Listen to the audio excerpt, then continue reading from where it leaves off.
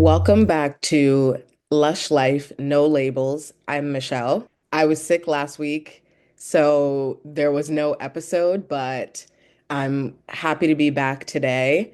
I'm still in recovery, but I feel much better and I don't have the chills anymore, which is great.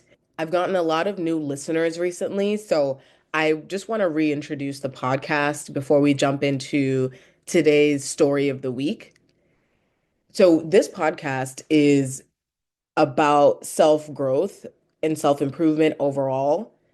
And I touch on a number of different topics under the sun. So, it could be about career, finance, relationships, including romantic relationships, friendships, family relationships, and this is a solo podcast, but I will have special guests throughout the weeks. I think it's fun to talk to other people and sort of think about how they're growing in different ways and how they're trying to improve. Life is already crazy, so I think it's nice for us to talk about different ways that we want to better ourselves or better our lives, especially in the US and with everything that's going on these days. So, welcome to my podcast, and I hope you follow and like for weekly episodes. Let's dive into the story of the week. My little brother's birthday was actually earlier this week, and when I wished him a happy birthday, I was really happy because I thought about how much my relationship with him has changed and grown in a positive way over the years. For a little context, he and I are 9 years apart, and growing up as the eldest daughter in an African household, I was a parentified child. So I was more like a parent to him than an older sibling. I was responsible for him, like making sure he got his homework done, making sure he knew proper hygiene, even teaching him things like how to wash the dishes or tie his shoes. Back then, when we were growing up, we weren't really close until he got into college. And I'm happy about the way that things have evolved for us. That actually brings me to the topic of the week this week, which is around family relationships and the way those dynamics can change as we get older. A few episodes ago, I talked about making new friends and what makes a good friendship. And I pointed out that for me, there has to be effort put in by me and the person that I want to be in a friendship with. I have to feel a sense of we want to be there for each other. We have good communication. We can have fun together. My friends and I can go out, have a good time. We can study, give each other advice. Or honestly, my closest friends, we can just sit around and just enjoy each other's company without having to do an activity because we just enjoy the presence of the other person. And I think one final thing I would say too is holding each other accountable as friends. And all of the things that I just listed, I personally think you can actually apply to other types of relationships, like romantic relationships or family relationships. And last week, I had a guest on the show where we talked about the dynamics of having a healthy romantic relationships. We know a lot about toxic romantic relationships. We hear about them all the time on other podcasts, in movies, in our own lives. My guest from last week is married, and some of the key elements that she mentioned as part of her healthy relationship were mutual trust, loyalty, good communication, and keeping her relationship private from the outside world. Off the heels of that, I thought it would be good to expand into another big area of personal relationships, which is around family. As with friendships and romantic relationships, each of us may have our own definition of what healthy means, but I'm sure there are probably some major themes we can all agree on. So, how did my brother and I get here? In any family, the roles can change over time. Like when your parents are aging,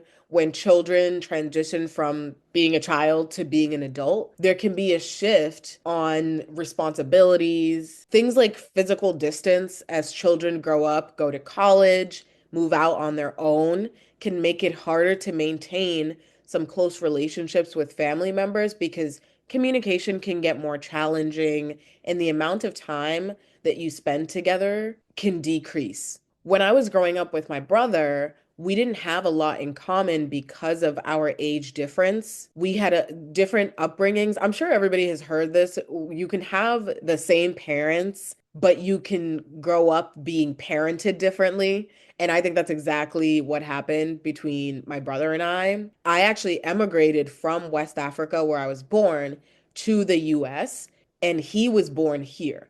And I think even that detail made it so our lives would be different from each other. We grew up in the same household, but then I went to boarding school in high school and moved out essentially. So we didn't have too many touch points. Starting from there, I would see him on vacations, we would talk, they would come visit me, but it just wasn't the same as two siblings growing up together in the same household. And I think that did play a role in our lack of relationship too, because frankly, we didn't really know each other on a personal level. As he got older, we didn't talk as much for a variety of reasons. And I'm being pretty vulnerable with you guys here. Like, especially when he was a teen, he was pretty quiet and wouldn't really want to talk. I'm gonna assume that's just because he was a teenager. I remember when I was a teen, I was not really trying to talk to people who were that much older than me. I thought I knew everything. I didn't think I could really connect with them. So I kind of get it when he was a teenager. And when he was a senior in high school is actually when our dynamic started to change. I wanted to help him with his college application process, but I didn't want to appear as an authority figure. So the first thing I had to try to figure out was, how do I communicate with this kid? When I try to talk to him, he just says one word answers. It's like hard to get through to him, and then I would get frustrated. So I'm like, well, I don't need to do this. If he doesn't want to talk to me, then I'm not going to want to talk to him, which obviously wasn't the most mature thing, but I don't know that I was the most mature adult at the time either. So we both had things to work on, basically. The way that I worked on this, I had to try to figure out, like, okay, how do I address him and how do I speak to him? Because I think that was one of the biggest barriers that he and I had. It took a lot of reflection. It was not easy to think about, what was I doing? How was I contributing to the negativity in this relationship? And I realized that I had to stop doing certain things. For example, I had to stop using phrases like, you should do XYZ, or this is what's best for you, so you should do that. Because when you tell somebody you should do XYZ, that sounds like an order. And unfortunately, I grew up that way, being ordered around, essentially growing up in a military style household. So that was the type of language that I was taught. And I thought that was normal, but it wasn't. And my brother was not responding to those types of words.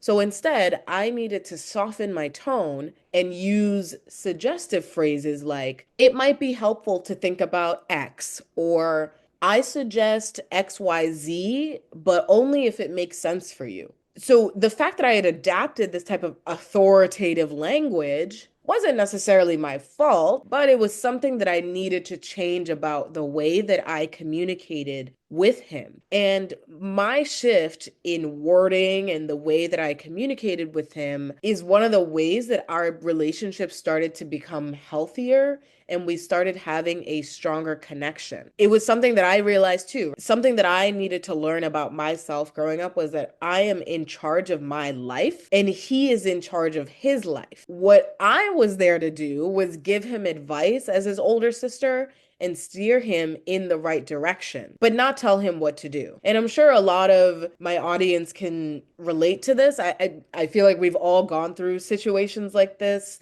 whether it's with a sibling, a friend, just other people that we know. Sometimes we need to evaluate the way that we communicate with people. How are we approaching them? Because it may not necessarily be what we're saying, it may be how we are saying it. And I think those small, subtle parts of communication are things that we don't necessarily learn in school, or parents don't always teach us those types of things. But that's just something that I learned and I needed to break, and I did.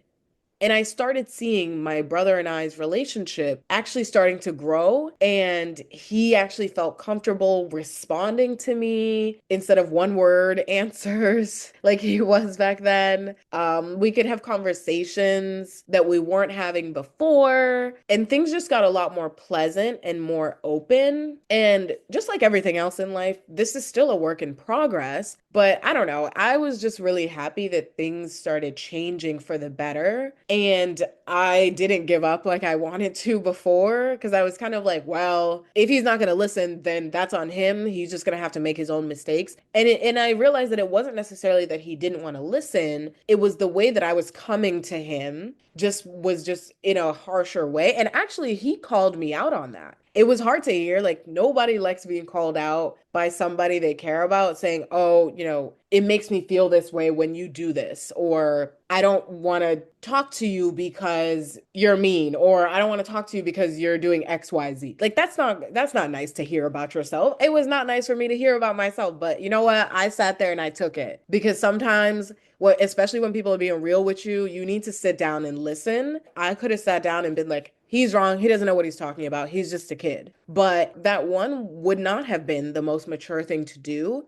especially because I'm older. So clearly I needed to set a better example and I needed to step into his shoes too. Well, how did he grow up and what are the things that affected him? It can be hard. People can come to us with things and we dismiss them. And I really needed to sit down and look internally and realize what he said about me to me. That was right. And I had to explain to him, I'm sorry that this is the way that I have been speaking to you. I thought that's what I had to do. That's the way that I thought was the way that I needed to talk to you. Honestly, I didn't know any better growing up as well.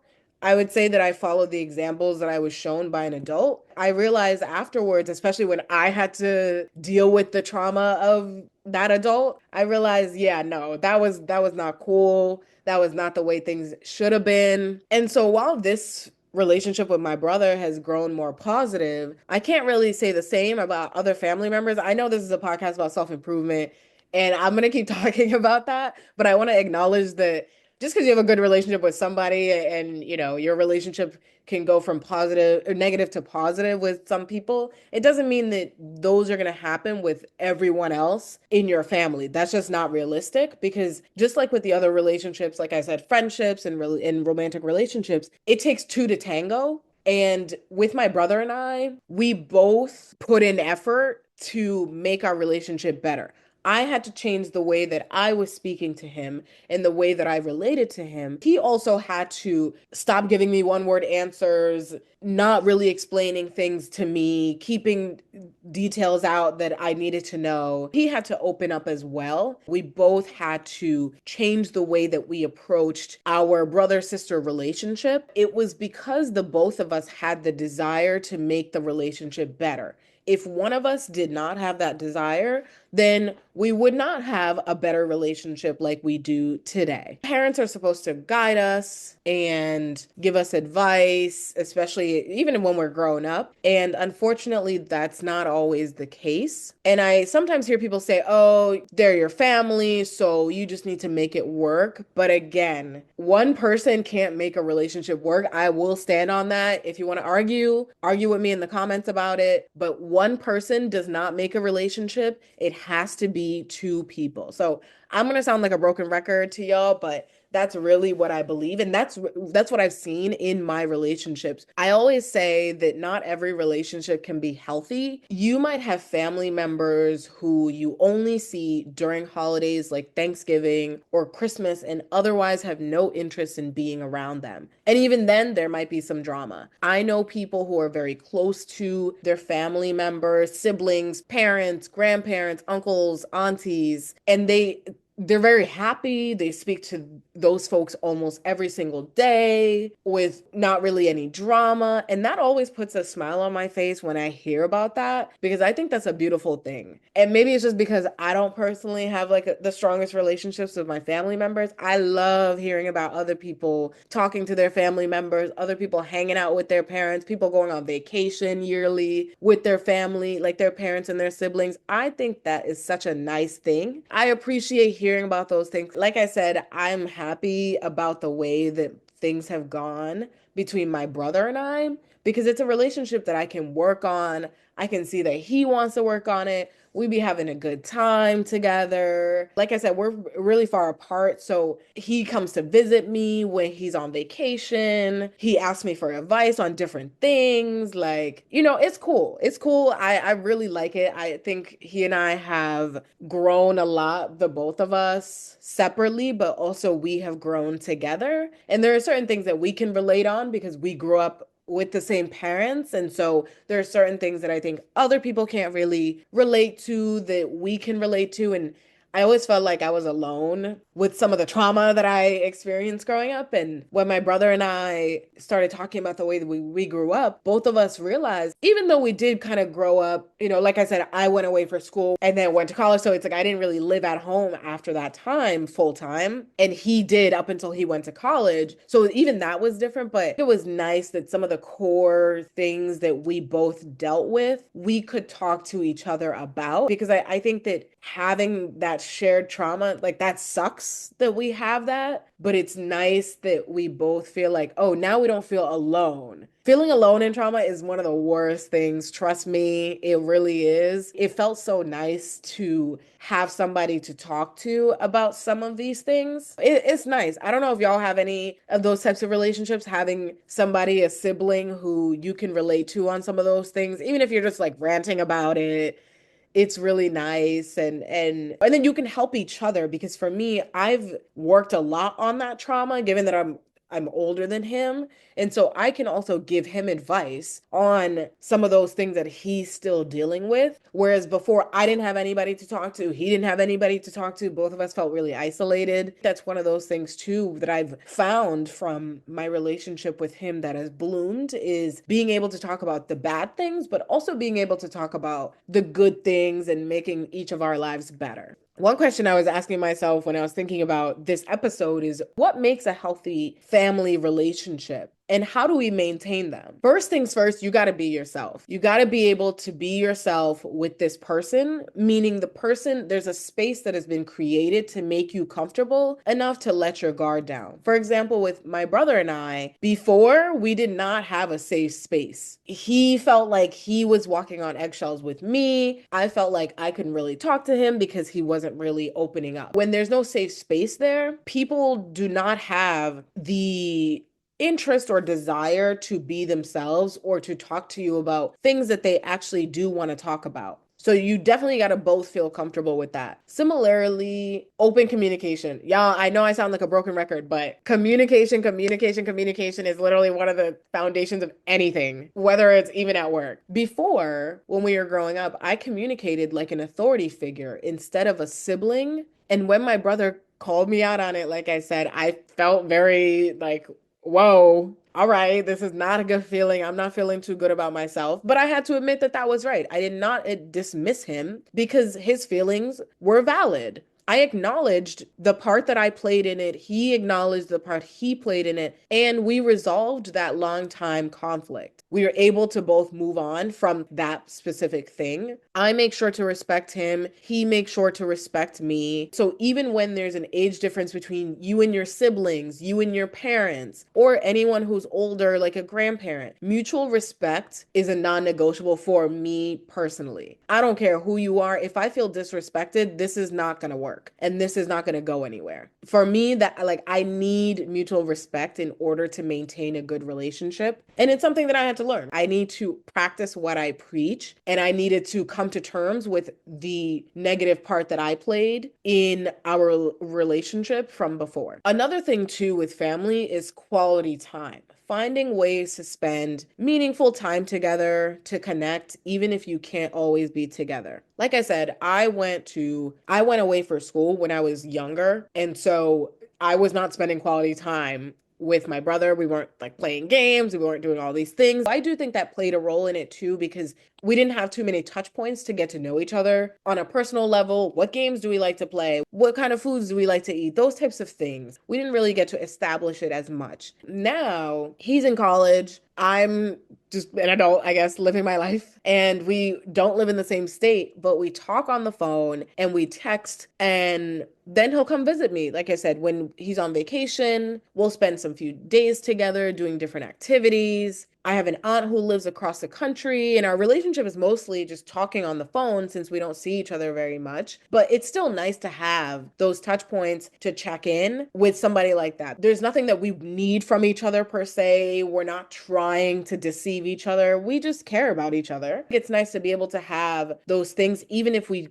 don't live in the same place. The other thing too here is effort. Both people have to want to be in the relationship. With my brother and I, we both reach out to each other and ask how each other is doing. We both ask each other questions. We listen when the other is going through a hard time. So we both feel like there's something that we're getting from the other person, but not in a forced way. It's a nice camaraderie that we have. And like I said, all of this is a work in progress. Nothing is perfect, but I'm just giving you guys these examples to show you that things may not always be so great, but there's always a chance to change it if you wanted to, if both people wanted to, I should say. Strong family relationships also have their benefits like any other relationship. You can provide each other with emotional support, and that gives a sense of belonging. As people, we all have a desire to belong to something or to belong to a group. Whether we belong to our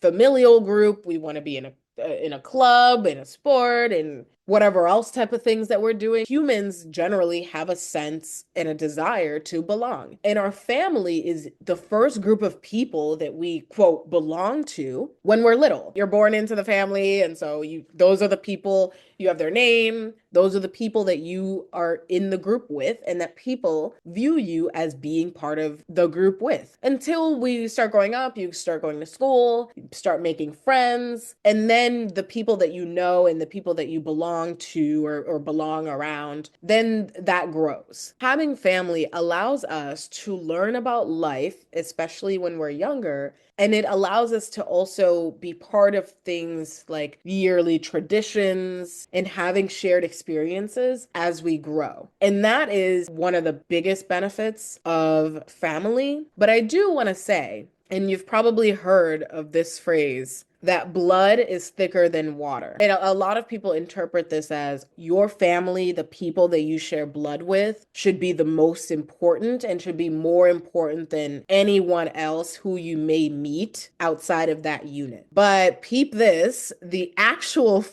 phrase of it, the full phrase is, quote, the blood of the covenant is thicker than the water of the womb. I interpret that as relationships formed through shared experiences and loyalty can be stronger than the family ties you have through blood. It means that the relationships you choose can be stronger than the ones that you inherit. So, although we have our families that we are born into and may have healthy bonds there, it doesn't mean we can't form similar or strong relationships with friends or other people that we are not directly related to. I believe in that strongly because I have people in my life I consider family despite not sharing any blood ties. I encourage y'all, don't feel like you need to keep one definition of family. Yes, obviously, family and blood, that makes sense. But there are so many people that you can form healthy bonds with that you can consider your family that meet a lot of the qualities that I've talked about